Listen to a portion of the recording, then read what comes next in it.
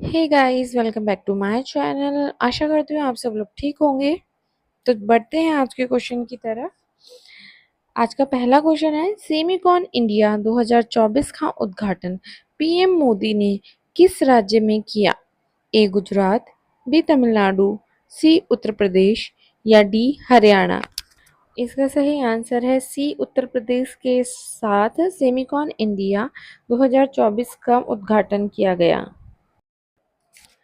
PM Modi ने greater Noida, Uttar Pradesh में Semicon India 2024 का उद्घाटन किया। यह 3 दिवसीय कार्यक्रम सेमीकंडक्टर इकोसिस्टम को समर्पित है। इन्वेस्ट इंडिया की एक रिपोर्ट के अनुसार भारतीय सेमीकंडक्टर बाजार, जिसका मूल्य वर्तमान में लगभग 23.2 बिलियन डॉलर है, जिसके साल 2028 तक 80.3 बिलियन डॉलर तक पहुंचने का अनुमान है। राष्ट्रपति द्रौपदी मुर्मू ने राष्ट्रीय फ्लोरेंस नाइटिंगेल पुरस्कार से कितने लोगों को सम्मानित किया गया?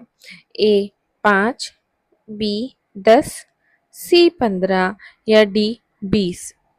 इसका सही आंसर है सी 15 लोगों को फ्लोरेंस नाइटिंगेल पुरस्कार से सम्मानित किया गया। राष्ट्रपति द्रौपदी मुर्मू ने राष्ट्रपति भवन में आयोजित एक समारोह में नर्सिंग पेशेवरों को वर्ष 2024 के लिए राष्ट्रीय फ्लोरेंस नाइटिंगेल पुरस्कार प्रदान किए।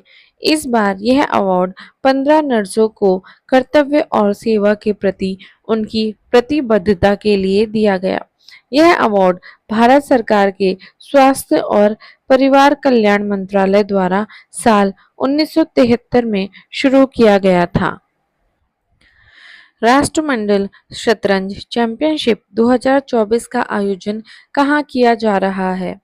ए नेपाल, बी भारत, सी चाइना या D Sri Lanka.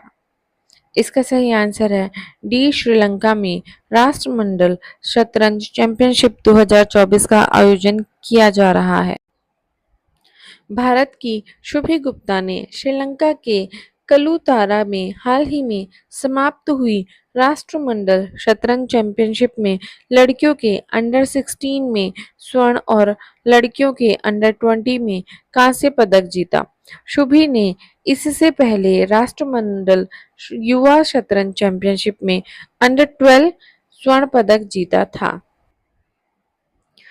Asian king vulture के संरक्षण के लिए भारत का पहला केंद्र किस राज्य में शुरू किया गया है? ए उत्तर प्रदेश, बी आसाम, सी हिमाचल प्रदेश या डी गुजरात। इसका सही आंसर है ए उत्तर प्रदेश में एशियन किंग वल्चर के संरक्षण का पहला केंद्र शुरू किया गया।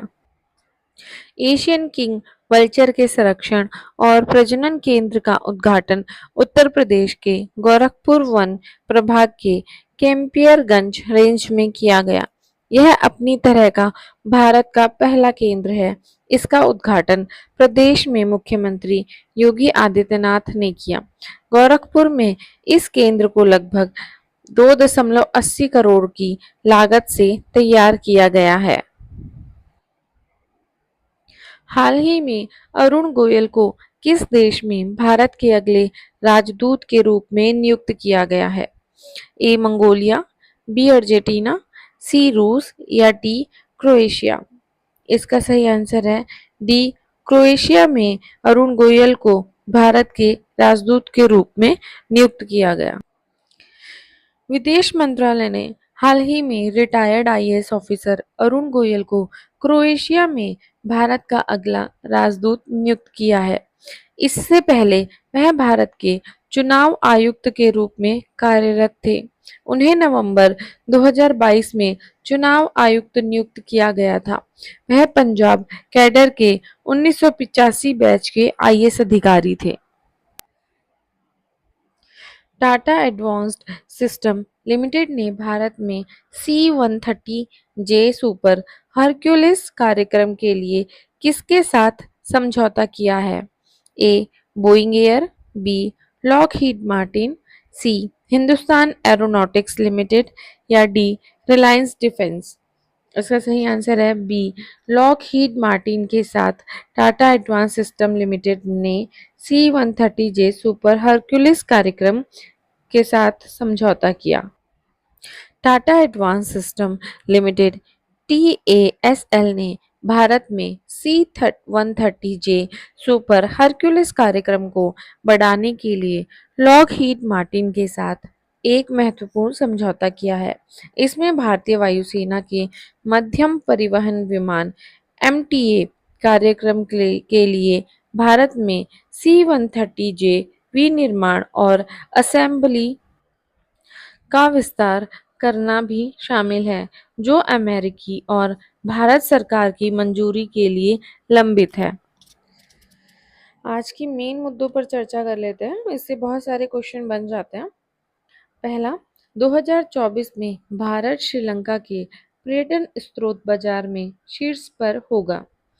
भारत श्रीलंकाई पर्यटन के लिए शीर्ष स्रोत बाजार बना हुआ है, जहां 2024 के पहले 8 महीनों में लगभग 2,60,000 भारतीय पर्यटक आएंगे। इसी अवधि के दौरान श्रीलंका ने 1.36 मिलियन पर्यटकों का स्वागत किया, जो 2023 की तुलना में 50.7% की वृद्धि को दर्शाता है।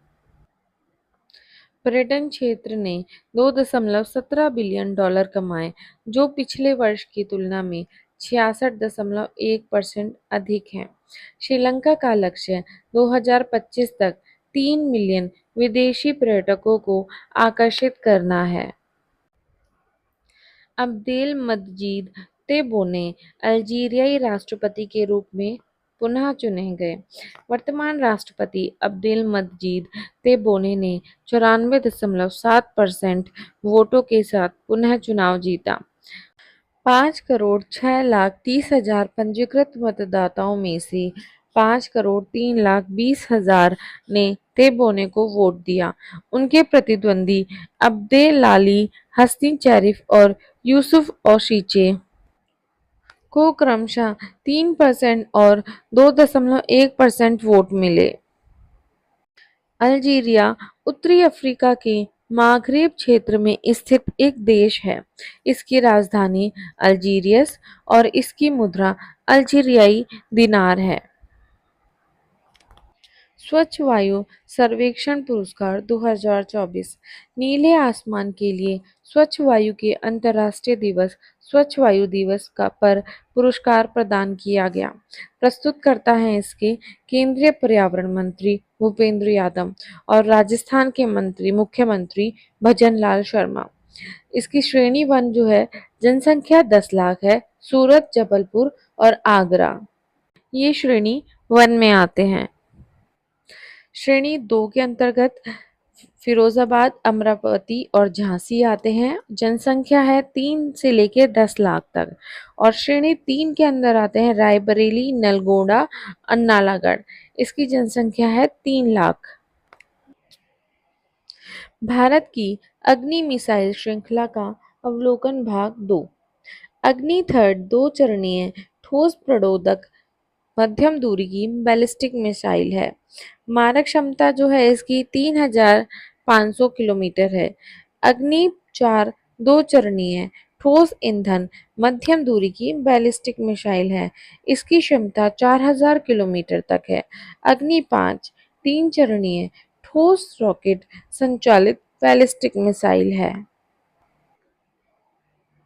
इसकी क्षमता 5,000 से 5,500 किलोमीटर तक है। अग्नि प्राइम 2 चरणीय कैनिस्ट्राइज्ड ठोस प्रणोदक मध्यम दूरी की बैलिस्टिक मिसाइल है। इसकी क्षमता 1,000 से लेकर 2,000 किलोमीटर तक है। भारत की अग्नि मिसाइल श्रृंखला का अवलोकन भाग 1। अग्नि मिसाइलें ठोस प्रणोदक हैं जिनकी मारक क्षमता कम दूरी से लेकर अंतर महाद्वीपीय बैलिस्टिक मिसाइलों तक है। इनमें सड़क और रेल गतिशीलता की सुविधा है। एपीजे अब्दुल कलाम के नेतृत्व में एकीकृत निर्देशित मिसाइल विकास कार्यक्रम के तहत 1980 के दशक में इसकी शुरुआत की गई थी। इसकी उड़ान के 3 चरण हैं। बूस्ट चरण, मिड कोर्स चरण, टर्मिनल टर्मिनल चरण। अग्नि फर्स्ट एकल चरण ठोस ईंधन कम दूरी की बैलिस्टिक मिसाइल है। इसकी मारक क्षमता 700 से 1200 किलोमीटर तक है।